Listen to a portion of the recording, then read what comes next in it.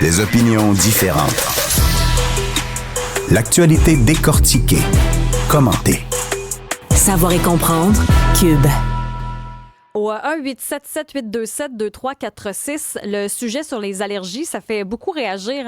Quelqu'un qui dit, entre autres, de Montréal, « J'ai réduit mes allergies sans médicaments. J'ai arrêté tout type de produits laitiers, alimentaires, à commencer par les bananes, et pas de symptômes depuis 14 ans. » Il dit, mais là, maintenant, je suis allergique aux chats, aux chiens, donc je sors pas avec les filles qui ont des chats ou des chiens. Ça, j'avoue que c'est un autre type d'allergie dont on aurait pu parler, qui fait une différence, parce que quand on est invité là, pour la longue fin de semaine, Pascal, chez quelqu'un qui a chat et chien, parfois, c'est un enjeu qui est assez désagréable. J'en ai vu des amis, entre autres, décider de ne pas aller chez tel ami ou telle personne parce que les allergies sont trop fortes. Merci d'ailleurs pour vos réactions. Vous pouvez ajouter votre voix n'importe quand.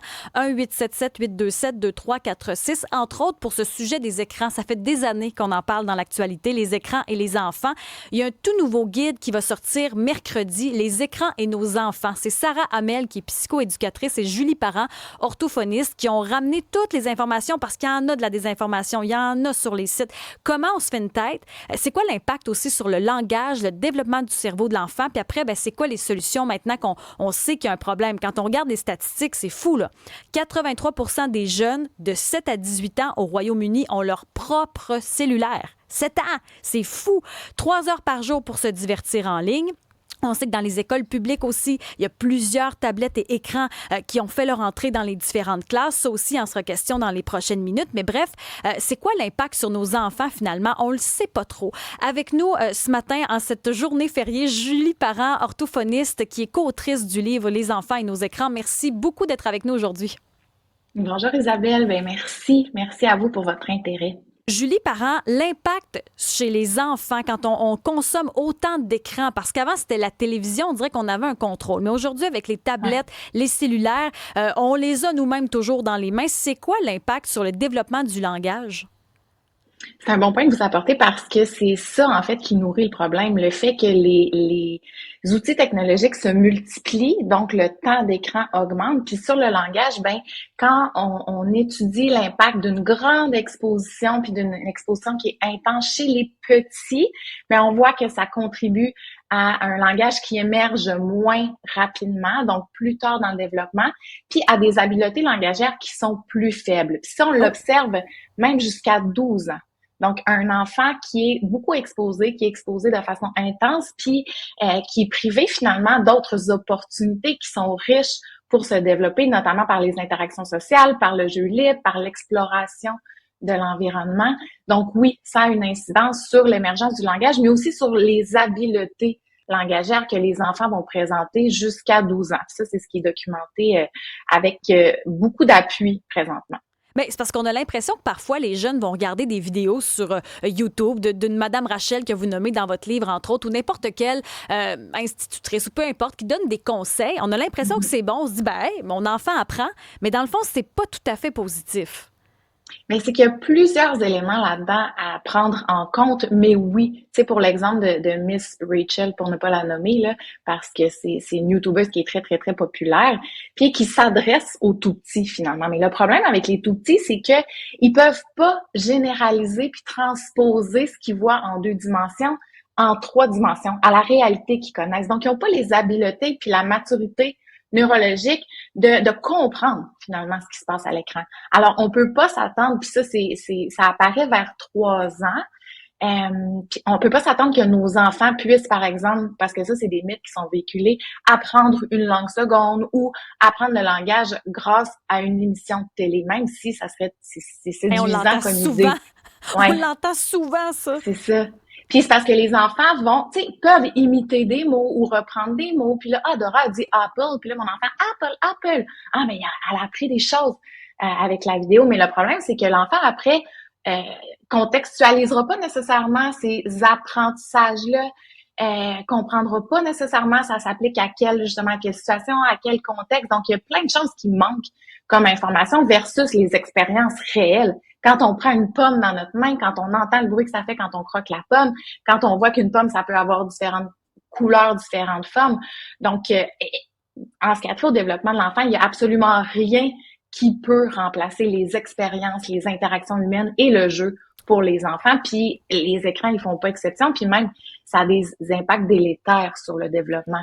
Donc, en plus du fait que ça prive l'enfant d'opportunités d'apprendre puis de se développer, ben ça peut avoir des incidences sur son attention, sur sa concentration, comme on l'a dit, sur ses habiletés langagières, ça a une composante addictive. Donc, il y a plein de choses qui font en sorte que finalement, c'est pas une activité qui est optimale pour nos enfants. Ben, puis on parle également du problème de l'attachement. Parfois, même, là, c'est peut-être pour les plus vieux, là, disons les 10 ans et plus peut-être, mais l'espèce d'attachement qu'on a avec notre écran parfois peut surpasser le lien qu'on a avec le parent. Ça, c'est un autre enjeu. Ben, c'est que dans plusieurs foyers, maintenant, c'est devenu une stratégie pour s'adapter à différents contextes, on a une transition qui est plus difficile à vivre, une séparation où notre enfant a une grosse émotion. Fait quand on place notre enfant devant un écran, peu importe son âge, qu'il ait 3 ans ou 13 ans ou même 18 ans, ben ça nous coupe de nos émotions, ça nous coupe de plein d'affaires qui sont importantes dans la relation parent-enfant aussi. Puis, il y a aussi la question de l'utilisation que le parent en fait. Tu sais, parce que c'est clair que on apprend par mimétisme. Oui, tout à fait. Hey, vous avez bien fait vos devoirs. J'ai fait mes devoirs. Oui, mais il y a aussi que au 187 Cube Radio, il y a une question qui vient de rentrer là, qui dit OK, mais combien de temps d'écran on devrait laisser à nos enfants? Parce que j'avoue qu'on ne sait plus comme parents sur quel pied danser. Oui, puis ça, c'est une question qu'on aborde beaucoup dans le livre parce que la gestion consciente et plus saine des écrans dépasse cette question-là. Au sens où on pourrait chronométrer ou se donner tu sais, oui, on donne des lignes directrices, puis il y a la Société canadienne de pédiatrie qui dit, ben en bas de 2 ans, c'est pas d'écran. Puis ailleurs dans le monde, il y a des endroits où c'est en bas de 3 ans, pas d'écran du tout. Entre 3 et 6 ans, ben là, on se dit maximum 1 heure. Mais tu sais, il y a rien de... Puis après ça, ben on monte à 2 heures chez les 6-12, mais il y a rien de on n'a pas vraiment mesuré l'impact. Tu sais, c'est difficile de mesurer l'impact d'une quantité chez tous les enfants. Fait qu'on peut pas donner un modèle one size fits all à tout le monde puis dire, ben si, écoute, 2 heures d'écran, ça va être correct parce que il y a plein de variables interindividuelles chez les enfants. Fait que ça, c'est des limites qu'on ne veut pas dépasser. Après, ben, il faut être conscient puis en contact avec notre enfant, ce que ça lui fait vivre. Il faut choisir du contenu qui est un peu plus adapté à son niveau langagier, à son niveau d'âge. Fait que, tu sais, il y a comme vraiment beaucoup de variables à considérer. Puis ça, on les décortique super bien dans le livre pour que le parent se sente outillé à prendre des décisions qui sont éclairées en fonction de chaque situation. Est-ce qu'on devrait, parce qu'on sait qu'il y a 67 % des écoles publiques qui ont fait entrer des écrans, que ce soit tablettes, par exemple, dans les classes. Est-ce qu'on devrait faire ça? Est-ce qu'on devrait inclure les tablettes dans les classes? Ben, en fait, il y a énormément, comme vous le dites bien, d'écoles qui les ont intégrées sans qu'on sache finalement ça avait quoi comme impact sur nos enfants. Puis c'est les technologies numériques qui sont arrivées de plein fouet avec leurs outils puis qui ont fait plein de belles promesses. C'est-à-dire nos enfants vont être motivés, nos enfants vont mieux apprendre, nos enfants vont être plus performants. Non, ça fait le contraire en fait. Ah ouais? Oui, les enfants sont moins investis dans leurs apprentissages, leur attention papillonne beaucoup, ils font beaucoup de multitâches à cause des différentes applications, puis bref, ça les rend moins productifs, moins attentifs, moins motivés, moins engagés. Donc, moi, c'est sûr que ma recommandation, puis Sarah aussi dans le livre, les deux, on est en faveur de milieu scolaire avec le moins d'écran possible. Moi, il y a une... Parce qu'il n'y a rien... Oui, allez-y. Oui, excusez. Pour revenir au développement du langage, chez les enfants d'âge scolaire, le langage écrit est beaucoup plus appris efficacement quand on écrit avec un crayon, puis quand on lit sur du papier. Puis ça, c'est super bien documenté dans la littérature. Donc, le fait d'apprendre à lire sur un écran ou d'écrire avec un clavier, c'est vraiment moins efficace, puis c'est des apprentissages qui sont moins solides pour les enfants. Moi, il y a un passage qui m'a happée. Et puis ça, là, parce qu'on parle des enfants, mais il y a beaucoup de trucs là-dedans qui sont bons également pour les adultes. En moyenne, tout à fait. Le travailleur interrompt ses tâches en cours pour effectuer une autre tâche toutes les 3 à 6 minutes dans sa journée de travail. 40 vont interrompre leur tâche pour en effectuer une autre et ça peut prendre une vingtaine de minutes au cerveau pour retrouver finalement ses aises dans la tâche qu'on a abandonnée. Donc, on est déconcentré aux 3 à 6 minutes. Et ça, sur la productivité pour une entreprise, c'est zéro pin barre.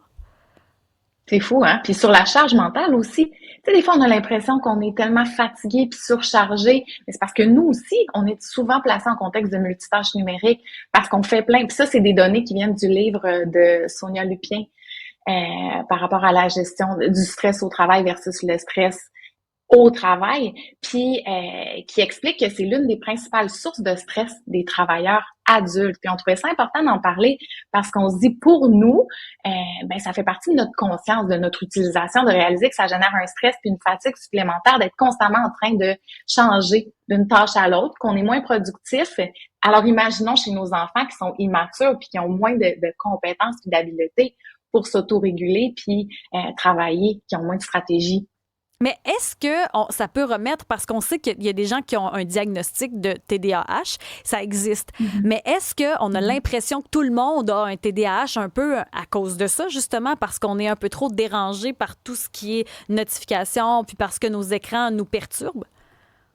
Oui, ben ça, c'est une bonne question parce que justement, ce que ça fait les écrans, peu importe notre âge, c'est que ça sollicite notre attention réflexe. On n'a comme pas le choix de les regarder. Puis tu sais, on le voit là chez les tout-petits, puis même chez nous, quand il y a un écran qui s'allume, notre attention est attirée vers cet outil-là, vers cette lumière-là, cette source de stimulation-là. Puis ce que ça fait, c'est que oui, ça dilue notre attention, mais c'est aussi au détriment de notre attention plus soutenue, de notre concentration. Donc, d'être plongé, d'être absorbé par une tâche, d'être profondément concentré, c'est parce que nos ressources attentionnelles sont pas inépuisables. Tu sais, on en a une certaine quantité. Puis, c'est sûr que si constamment on est dans des activités d'attention réflexe, on a moins de concentration.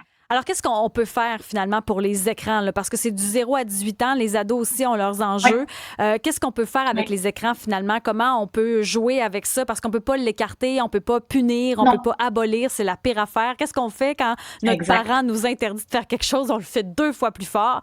Donc, comment on gère finalement les écrans?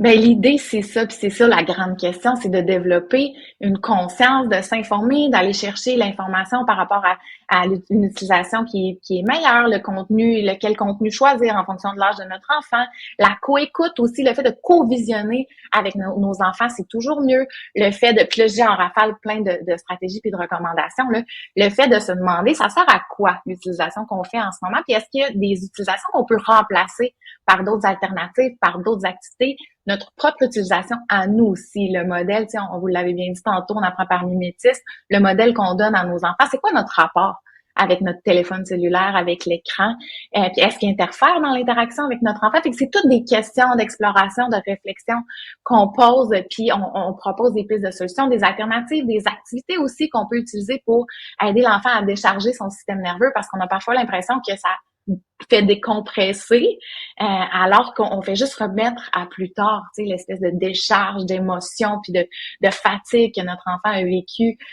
toute la journée. Donc, c'est de mieux apprendre à jongler avec tous ces paramètres-là puis de faire des choix qui sont conscients en fonction de notre réalité à nous puis du vécu de notre enfant. Julie Parent, orthophoniste, co-autrice du livre Les écrans et nos enfants, la rescousse des parents. C'est un livre qui est très imagé. Merci beaucoup. Le lancement est prévu mercredi. Je vous souhaite un bon lundi de congé, si c'est le cas aujourd'hui. Merci d'être passé à l'émission. Merci beaucoup, Isabelle. Merci. À 10h40 à Cube, vous savez que dans les prochaines heures, on va souligner le jour de la Terre. Hein. Déjà, on veut porter des initiatives, on veut faire attention. L'environnement fait partie des discussions, sauf de la campagne électorale. Hein. C'est la seule place où on n'entend pas parler. Mais sinon, dans le quotidien, ça nous préoccupe beaucoup. Qu'est-ce qu'on peut faire? Quels gestes on peut faire avec les moyens qu'on a? Il y a des stations lave-glace qui ont été installées un peu partout à travers le Québec, dans les stations d'essence, entre autres dans différentes épiceries, dans différentes villes également, derrière les hôtels de ville. Est-ce que ça fonctionne? Est-ce que vous avez déjà utilisé ce genre de service-là, les fameuses stations lave-glace? 187 Cube Radio, 1-877-827-2346. Le président fondateur de Station Lave-Glace est avec nous, mais peut-être qu'il y aura d'autres initiatives que vous avez envie de faire pour le fameux jour de la Terre. Des fois, on ne sait plus quoi faire. Qu'est-ce qu'on peut faire pour faire un petit geste? C'est-tu de consommer des produits québécois qui vont permettre de moins utiliser le transport? Je ne sais pas qu'est-ce que vous faites faites comme geste, vous? 187 Cube Radio, 1877 827 2346. On vous remercie de choisir Cube au 99.5 à Montréal.